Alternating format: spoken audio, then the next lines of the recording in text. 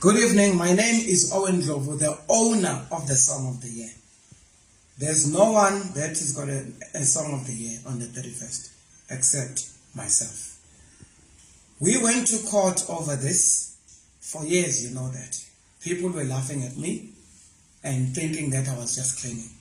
In court, Nada Wachela, in an affidavit, said, theirs is ingoma ehlukanisunya, not the Song of the Year. I've seen now the statement that has been released by SABC. They say now they've got a Song of the Year. A Song of the Year is an award, which is an SABC summer song that SABC tried to distance themselves from. So please join me tomorrow at 6, which is Friday, 29 December 2023. Join me tomorrow 6 o'clock, Friday, 29 December 2023. I'll be addressing all the matters. I've seen also the allegations that have been made by journalists in the newspapers as well as actually online, talking about the shenanigans and corruption by the station manager of Khozi FM, Mrs. Sbongi.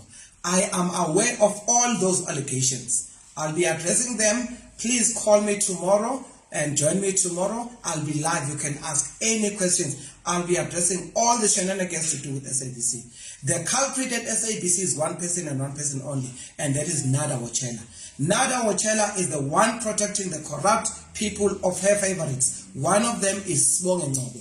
She is protected even using SABC and public material to protect people like Abu Sbongi. So tomorrow, please join me at 6 talking about the Song of the Year.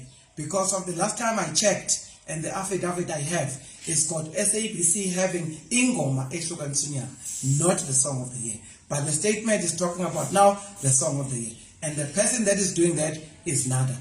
I will be telling you all the facts that you need to know. Join me again tomorrow, Friday evening, 6 o'clock, the 29th of December, 2023. All right.